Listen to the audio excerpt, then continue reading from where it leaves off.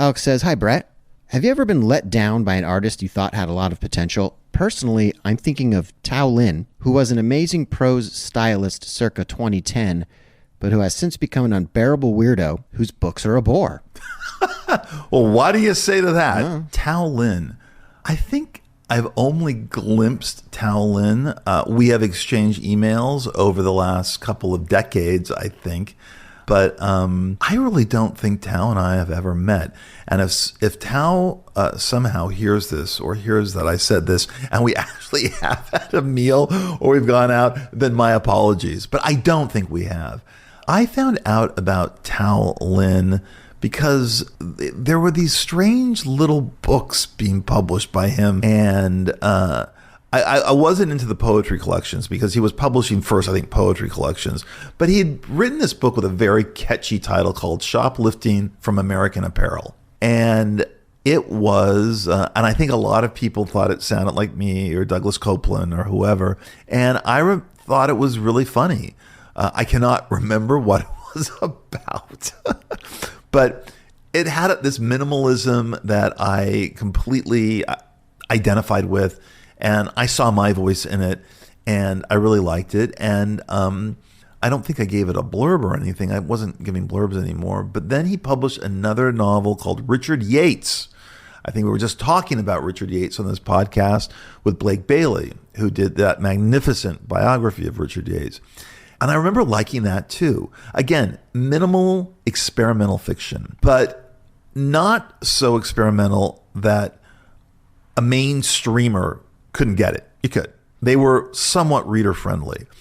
And then came the book that I really thought was terrific. And I remember writing a blurb on Twitter because I didn't give blurbs anymore. I stopped giving blurbs sometime in the early 2000s.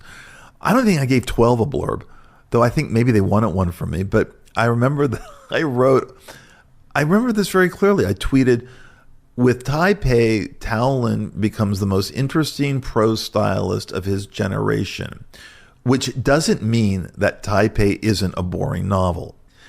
Taipei was, again, it took Richard Yates and Shopping at American Apparel and moved to the next logical level.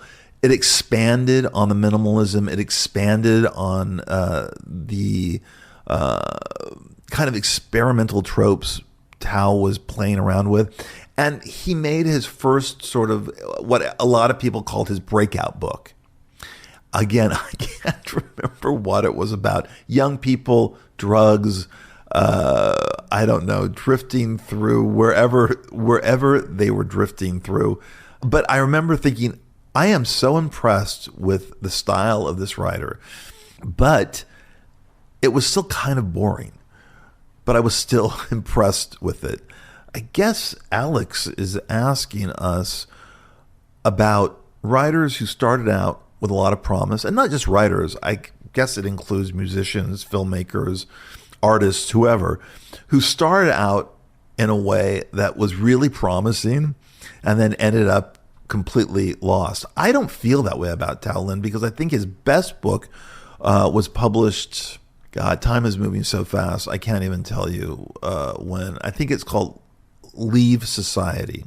And it really, I think, is his best book. And it's kind of autofiction, but it's very, I don't know, it's very engaging in a way that none of the other earlier books were. And he had published a couple of nonfiction books. He published a book about psychedelics, and he also published a book called Selected Tweets, which was, I guess, selections from, I don't know, many years of tweets that were exchanged on a bunch of different Twitter accounts between him and this poet, this woman, whose name I don't remember. So for me, Tao Lin is not in that sphere that you're talking about. In fact, I think he's gotten better and more interesting. He's hit or miss, that's for sure. But I would read any new book that Tao Lin comes out with. Fiction, definitely fiction. But Oh, I mean, God, there must be a lot, right? There must be so many people who, I mean, a lot of people feel that way about me. A lot of people feel that my best work was done in my 20s and that I failed to live up to the promise of my 3 books. So, I feel that way. Many people do. Yeah. But who comes to mind? I don't know.